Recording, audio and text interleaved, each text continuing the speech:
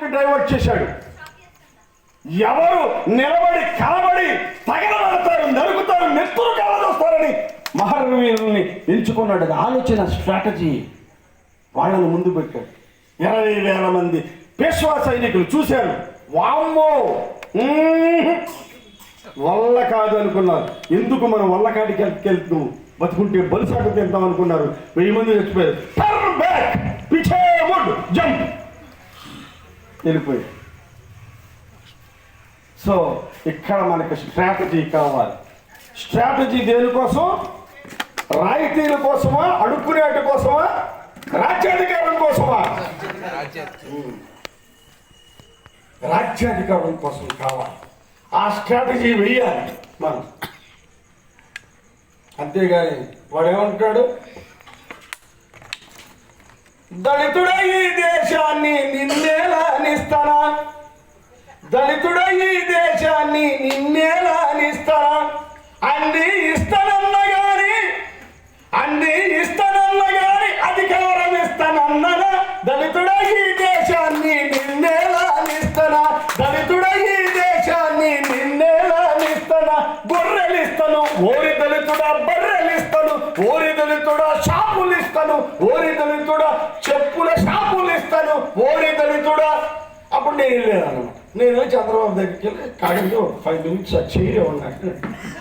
ఏదది ఏం కూర్చి? సీఎం కూర్చి అడిగా. ఆయన ఏమన్నాడు, ఇస్తాడా? పాపం అన్ని సంవత్సరాలు నేను 58 రోజులు వాళ్ళు తెలీదా, నేను సెంట్రల్ జైల్లో ఉన్నాను 58 రోజులు, ఇంత కష్టపడ్డాను, వాడు నన్ను ఎంత ఇబ్బంది పెట్టాడు, నువ్వు కలిపాడు, నువ్వు చూసావు కదా. మరి ఆ తర్వాత ఎవడున్నాడు? నాకు లోకేష్ బాబు ఉన్నాడు కదా, ఆ బాబుని పెట్టి నీకెలా ఇస్తారయ్యా అని అన్నా. నేనేమన్నా just 5 minutes, just 5 minutes, one day. ఒకే ఒకరోజు సినిమా సీఎం చేశాడు ఒక ఆయన, అర్జున్ కాదు ఆయన పేరు కూడా ఫాలో అవుతుంది, అర్జునేనా? నాకు ఒక రోజు తెచ్చాడు, మొత్తం జాతీయం చేసి అవసరం పడాక ఒకే ఒకసారి. అప్పుడు నేను అడిగాను, ఇవ్వు నాకు తాళం ఇవ్వమని. ఆయన ఉన్నాడు, అన్ని ఇస్తానన్నా కానీ అధికారం ఇస్తానన్నారా, దళితుడా ఈ రాజ్యాన్ని నిన్నేలా ఇస్తానా. ఆయన ఉన్నాడు, నువ్వు మేలుకో, నువ్వు మేలుకో అన్నాడు, నువ్వు మేలుకో, మేలుకో అన్నాడు. సో మనం భీమా కోరేగావ్ దగ్గర నుంచి, ఆ స్తూపం నుంచి, ఆ విజయ స్తూపం నుంచి మనం పొందుకోవలసినటువంటి ఆ స్ఫూర్తి ఏంటంటే, మనం అందరం సిద్ధం కావాలి. దేనికి? యుద్ధానికి. మనం అంటున్నాం కదా, చంద్రబాబు మనల్ని ముట్టుకుంటే మసైపోతాడని. ఆ రోజున నేను వీధుల్లో, ఇక్కడ జగదాబాద్ వీధిలో పుట్టినటువంటి ఒక స్లోగనం, మానవ పంతం చంద్రబాబు అంతం అని ఆ రోజు ఇచ్చాం. కానీ ఇప్పుడు తెలుసుకున్నాడు బాబు, అందుకని ఏదో యూనిట్ కొంత మార్పు వచ్చినట్టుంది. సరే చూద్దాం, ఓకే, లెటర్స్, అది వేరే టాపిక్. మనమేంటి, అందరినీ కలుపుకొని అంబేద్కర్ వారసులాగా రాజ్యాధికారానికి వెళ్ళాలి. ఒక స్ట్రాటజీ కావాలి. మాటలకు ఒక స్ట్రాటజీ, మాదిగలకు ఒక స్ట్రాటజీ, రెల్లిలకు ఒక స్ట్రాటజీ, మాదిగలు రెల్లిళ్ళు కలిసి ఒక స్ట్రాటజీ. ఆ స్ట్రాటజీతో మానవులు మిలిటరీ మాదిగలు మనం వెళ్దాం, రెల్లులు అటు నుంచి వస్తారు, వీళ్ళందరినీ వేసేద్దాం. ఇది సైనికులు. అది కావాలి, అది కావాలి కదా, అది కదా స్ట్రాటజీ. వాడేశాడు స్ట్రాటజీ. ఏమనిస్తాడు స్ట్రాటజీ? 15లో 7 కాదు 10 తినేస్తాడు. నీకు లేదు, నువ్వు చూసుకో, నువ్వు చూసుకో. ఆయన నొక్కేశాడు, ఆయన మీద కొట్టేశాడు, మెతుకు ఎక్కువ తినేస్తాడు. ఆడేశాడు స్ట్రాటజీలో. మనం ఒకటి పడిపోయాడు. ఆ స్ట్రాటజీ నుంచి బయటికి రా. నువ్వు ఒకళ్ళు, నేను ఇటు వస్తా, నువ్వు అక్కడ రాజ్యం తీసుకో, నేను ఇక్కడ రాజ్యం తీసుకుంటా. ఇది మన స్ట్రాటజీ. అంబేద్కర్ వారసులుగా మాస్టర్కి స్ట్రాటజీ కావాలి. మాస్టర్కి స్ట్రాటజీ కావాలి. ఆ స్ట్రాటజీలో మనం వెళ్ళగలిగాం. అంతేగాని సో బర్రెలు ఇస్తాడు, గొర్రెలు ఇస్తాడు, ఏమైనా ఇస్తాడు. మా తాళం ఇవ్వమంటే ఇస్తాడా? ఇవ్వడు. నీకు తాళం సంగతి, నీకేం కావాలి? స్కాలర్షిప్లు కావాలి. ఎన్ని? Sir 3000 scholarship. Okay, wait. Open చేస్తాడు, ఓ బీరువా తీస్తాడు. ఫస్ట్ 1000 తీసుకో అయ్యా, వెయిట్. మళ్ళీ నెక్స్ట్ టైం ఇంకో కార్పొరేషన్లో ఉండిగా 3 కార్పొరేషన్ ఆల్రెడీ వాడు చేశాడు, ఇంకోటి చేశాడు. సో ఈ కార్పొరేషన్ వస్తాడు. ఇంతకుముందు ఒక కార్పొరేషన్, 3 కార్పొరేషన్, ఈ కార్పొరేషన్ వచ్చాడు. సార్ మాకు కొన్ని షాపులు కావాలి సార్. ఎన్ని షాపులు? ఒక 100 చెప్పుల షాప్. వెయిట్. ఈ ఒక 50 తీసుకెళ్ళి 50 పాలు మాదిగా 50 చెప్పులు shop sanction. Thank you sir. వాళ్ళకేమో ఈ స్కాలర్షిప్లు వీటికేమో తాళం ఎక్కడుంది? నేను వచ్చాను కొంచెం తెలివిగా, సార్ ఒకసారి ఆ తాళం ఇస్తాను. అన్నీ ఇస్తానన్నా కానీ ఈ తాళం ఇస్తానన్నారా దళితుడా నీ రాజ్యాన్ని నిన్నే రానిస్తానా అంటున్నాడు. మనం అంటున్నాం మేము అంబేద్కర్ నిజమైన వారసులమే, అంబేద్కర్ నిజమైన వారసులమే. జాగ్రత్త సుమి, ఈ దేశంలో ఎప్పుడన్నా ఈ ఎర్తక్వేకులు ఇవన్నీ వచ్చేస్తే భూమి తిరగబడిపోతే ఏమవుతుంది?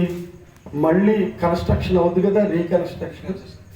ఆర్కియాలజికల్ సొసైటీ వాళ్ళు, పురావస్తు శాస్త్రం వాళ్ళు తవ్వుతా ఉంటారు.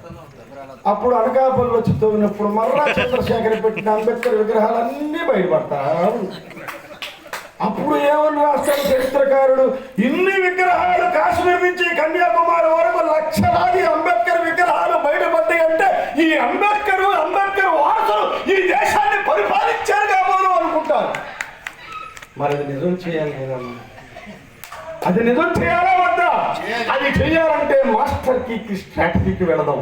నేను అంటున్నాను, ఏదో ఒక రాజ్యం ఇప్పుడు సరే ఏమనుకోవద్దు చెప్తున్నాను ఓపెన్గా. కమ్మ కాపు సంకీర్ణ రాజకీయం, కమ్మ కాపు విజయవాడలో జరిగినటువంటి దానికి నేను కూడా ఒక సాక్ష్యంగా ఉన్నప్పుడు నేను లైల కాలేజీలో చదువుకున్నాను, ఆంధ్ర లైల కాలేజీ. నరుక్కున్నారు 4-5 సంవత్సరాలు, 4-5 సంవత్సరాలు నరుక్కున్నారు. ఇల్లు దోసేశారు, రేపులు జరిగింది, మట్టలు జరిగింది, 2 కులాలు నరుక్కున్నారు. కానీ రాజ్యాధికారం కోసం కౌగిలించుకున్నారు, కత్తులు తీసేసుకున్నారు, కౌగిలించుకున్నారు. అది చూసి మనం నేర్చుకోలేము. మెతుకు కోసం మన బతుకులు,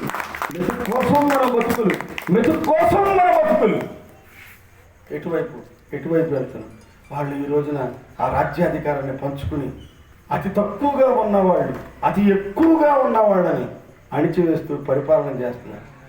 అంబేద్కర్ అంతిమ లక్ష్యం మాస్టర్కి గోడ మీద రాసుకోండి అన్నాడు. నేను వాళ్ళకు వజ్రాయుధం వేస్తున్నాను. ఏంటది? ఓటు.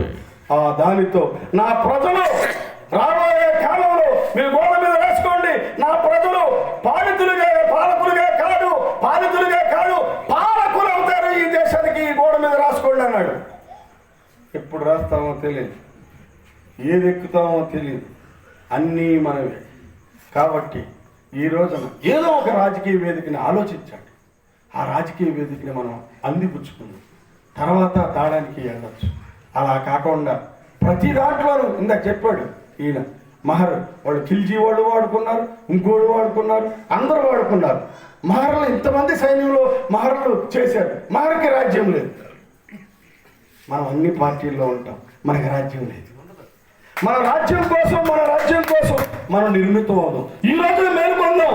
ఇంకెంతకాలం చచ్చిపోతాం, ఇంకెంతకాలం బతుకుతాం, అయిపోతాం. అందుకనే నేను చెప్పాను, బాలునికి నడవలసిన త్రోవను వానికి నేర్పము. మరి ఈ లోపల నేను చచ్చిపోతే నేను నేర్పలేను కదా. అందుకనే చెప్తాను ఈరోజు. సో అంతిమంగా రాజ్యాధికార ఆలోచన దిశగా చెయ్యండి, అడుగులు వేయండి. అందరూ రారు. ఎప్పుడు కూడా ఇంట్లో ఉన్న 5 అన్నదమ్ములు ఒకే తాటి మీదకి రారు. ఒకడు పోయినా పర్వాలేదు, 4 వచ్చినా చాలు, దాన్ని గుప్పిట్లో పెట్టుకోవచ్చు. సో మెజారిటీగా ఉన్నటువంటి ప్రజలు ఈ రోజున మనకు ఒక సమస్య వచ్చింది, ఒక వైరస్ వచ్చింది ఈ సమాజంలో. విభజన అనే వైరస్ వచ్చింది, ఉపవర్గీకరణ అనే వైరస్ వచ్చింది. ఆ వైరస్ నుంచి మనం కాపాడుకోవడం కోసం అంబేద్కర్ ఇచ్చినటువంటి ఒక ఏముంది, ఓటు అనే వ్యాక్సినైజేషన్. ఏంటది డాక్టర్ గారు చెప్తారు. ఏంటి సార్ వ్యాక్సిన్? ఏం వ్యాక్సిన్ అది? ఓటు అనే వ్యాక్సిన్ ఉంది. ఆ వ్యాక్సిన్తో ఈ వైరస్ని ఎదుర్కొని మనం ఆ మాస్టర్ కింద తీసుకోవచ్చు. ఆ వ్యాక్సిన్ కోసం వెళదాం. దయచేసి ఆ దిశగా ఆలోచిస్తేనే మనం నిజమైనటువంటి కోరేగాం అమర వీరులకు మనం ఘనమైన నివాళి అర్పిస్తున్నామంటే రాబోయే కాలంలో ఓటు యుద్ధానికి సిద్ధం కండి. దేనికి? ఓటు యుద్ధానికి సిద్ధం కండి.